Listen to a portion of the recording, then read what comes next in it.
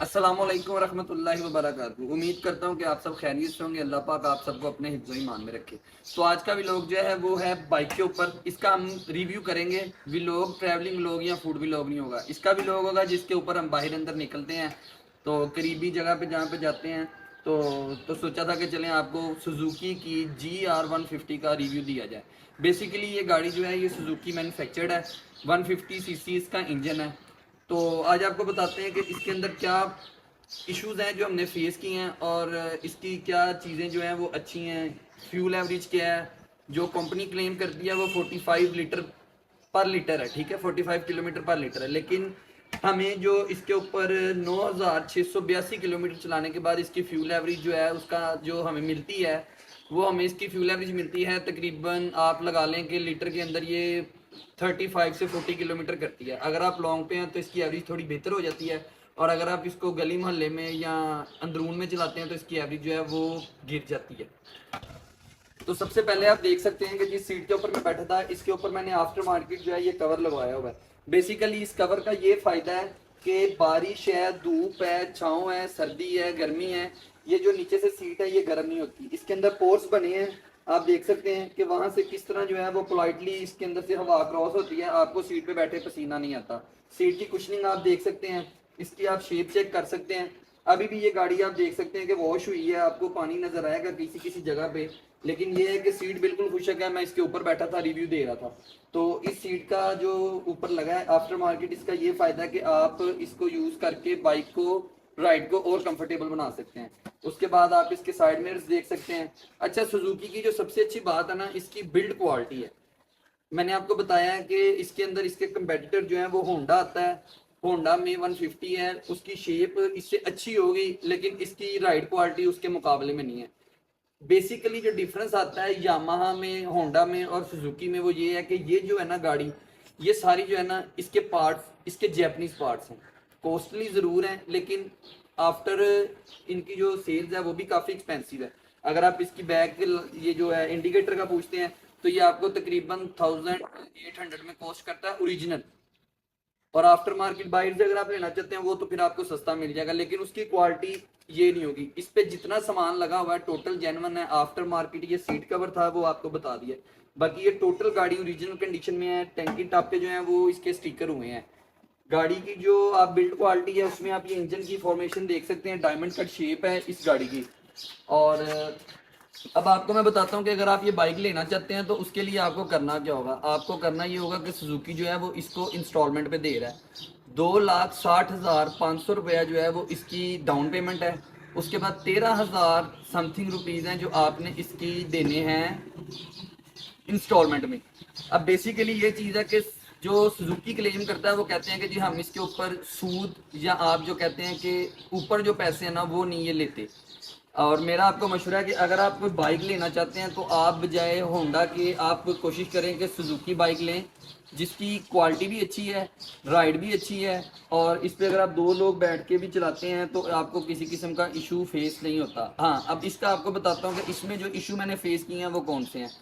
इसकी जो ground clearance है ना वो आप देख सकते हैं कि ग्राउंड क्लियरेंस इसकी बिल्कुल मिनिमल है। अगर आप दो लोग बैठे हैं या एक लोग भी है और पाकिस्तानी जंपों के ऊपर से गुजरते हैं तो बहुत मुश्किल हो जाता है। अच्छा, कुछ लोग कहते हैं कि इसके प्लास्टिक पार्ट्स हैं, तो आप ये देख सकते हैं कि अल्हम्दुलिल्लाह मुझे तकरीबन 1.5 से 2 साल हो गए हैं, तो गाड़ी तकरीबन 10,000 चलने वाली है। किसी किस्म का कोई इशू फेस नहीं हुआ प्लास्टिक पार्ट होने की वजह से, और ये ओरिजिनल है। फ्रंट आप देख लें, इसका खूबसूरत शेप है, बैक है, सस्पेंशन। इसकी सबसे मज़े की चीज़ जो है वो इसकी सस्पेंशन है। अगर आप इसके ऊपर लॉन्ग पे भी जाते हैं ना कहीं पे, तो ये आपको किसी किस्म का कहीं पे डिस्टर्ब नहीं करती है, ना आपको थकाती है। गाइस, इसके ही एक सुजुकी का मॉडल आता है GS 150।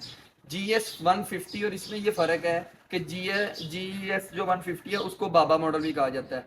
उसमें इश्यूज ये फेस आए हैं कि कुछ लोगों ने बताया कि उसकी जो वायरिंग है ना उसका इशू निकल आता है, लेकिन अल्हम्दुलिल्लाह मुझे तकरीबन 1.5 से 2 साल हो गए हैं इस बाइक को यूज़ करते, तो मुझे आज तक इसमें कोई इशू फेस नहीं आया। सुजुकी की कंपनी जो है शोरूम वहीं से इसको मेंटेन किया, हर 10,000 के बाद इसका नहीं, हर 1000 के बाद इसका ऑयल चेंज होता है, सुजुकी से चेंज करवाते हैं और उसकी जो कॉस्ट आती है वो तकरीबन आती है 1500 से 1800 के करीब, जिसमें इसका ऑयल फिल्टर चेंज नहीं होता। ऑयल फिल्टर जो है इसका वो तकरीबन 2000 किलोमीटर के बाद चेंज होता है। बाइक का ऑयल जो है वो हर 1000 किलोमीटर के बाद चेंज होता है। उसके अलावा आपको बताता हूँ कि ये गाड़ी जो है ना, आपको अलॉय रिम प्रोवाइड करती है, व्हील्स, ठीक है, अलॉय व्हील्स हैं इसके। और इसकी जो टायर हैं वो ट्यूबलेस टायर हैं, इसके जो टायर हैं उसमें ट्यूब नहीं है, ये भी बड़ा अच्छा फीचर है इसका। उसके अलावा इसका आपको साउंड जो है वो एंड पे सुनाएंगे। किस्तों पे गाड़ी आपको बता दी है मिलती है, इंस्टॉलमेंट पे आप इसको ले सकते हैं। तो बेसिकली इसका रिव्यू देने का मकसद ये था कि अगर मेरा कोई दोस्त या कोई जानने वाला या वीडियो देखने वाला कोई बाइक लेना चाहता है और अगर उसको कंपैरिजन रिक्वायर्ड है, तो उसको बताया गया है कि सुजुकी की ये वाली बाइक जो है आप वो इसको ले सकते हैं। इसके जो राइड प्लेयर है उसको एंजॉय कर सकते हैं। मार्केट में इसके कंपेटिटर इससे सस्ते हैं, वो इससे अच्छे नहीं हैं। उनकी जो क्वालिटी है ना, बिल्ड क्वालिटी, वो एक तो यामाहा तो है, वो तकरीबन आप लगा लें हिसाब के वो वक्त के साथ साथ वैसे ही जो चाइना माल होता है वो शो होना शुरू हो जाता है। उसके अलावा आपको मैं बताता हूँ कि इसकी जो गार्निशिंग वगैरह में आपको क्रोम मिल जाता है। तो माशाल्लाह इतना टाइम हो गया बाइक लिए क्योंकि टाइम ही नहीं मिलता है, मसरूफ ही बड़े हैं कि इसकी जो है ना आपको करवा दी जाए गार्निशिंग, इसके ऊपर ब्लैक पेपर लगवा दिया जाए। बाकी टैंकी टापों पे करवा लिया था। उसके बाद इसका जो मीटर क्लस्टर ना, उस पर इंफॉर्मेशन वगैरह जो आती हैं वो ये आती हैं कि ये आपको गेयर इंडिकेट करता है, फ्यूल गेज आपको मिलती है कि आपकी बाइक में कितना फ्यूल है। इसकी जो पेट्रोल टैंक है वो है 12.5 लीटर का। 12.5 लीटर का आपको इसके अंदर फ्यूल टैंक मिलता है। इस टाइम जो करंट की प्राइस है आप उसको मल्टीप्लाई करके देख सकते हैं। तो ये जो फ्यूल फुल होता है तो ये आपका चलती है तकरीबन गाड़ी 320-330 किलोमीटर। 320-330 किलोमीटर पे आपका फ्यूल टैंक, आप उसको मल्टीप्लाई करके चेक कर सकते हैं कि वो कितने का डलता है और वो कितनी एवरेज देता है, आपके लिए भी ईजी हो जाएगा। उसके अलावा गाड़ी में हेलोजन लैंप आता है फ्रंट पे, साइड इंडिकेटर्स हैं, हॉर्न मिलता है आपको। इसके अलावा ये बाइक जो है वो किक स्टार्ट भी है और सेल्फ स्टार्ट भी है। सेल्फ स्टार्ट है, क्लच पकड़ा आपकी बाइक स्टार्ट है। ये चीज़ें जो हैं ये आपको दूसरी गाड़ियों में मिलती हैं, लेकिन बताने का मकसद ये है कि ये चीज़ें जो हैं ये पायेदार हैं इसके अंदर गाड़ी में। इससे इस गाड़ी में मुझे अभी तक कोई इशू फेस नहीं आया। अगर आपके पास 150 है, कोई इशू आपने फेस किया तो आप बता सकते हैं, ताकि वो भी वीडियो हम बना के कंपनी तक रिकमेंड करें कि इन चीज़ों में बेहतरी लाई जा सके। तो अगर आपको कोई चीज़ के बारे में पूछनी है आप पूछ सकते हैं। तो गाइस जैसे कि इसके फीचर्स की बात हो रही थी, तो इसके मीटर में आपको मैंने बताया था इंडिकेशंस वगैरह जो आती हैं, उसके साथ इसके जो हैंडल है ना उसके ऊपर एक डिमिंग लाइट आती है, डिमर। रात में अगर आप जा रहे हैं तो आपको ये जो लाइट है ना आपको काफ़ी फ़ायदा देती है रास्ता लेने के अंदर।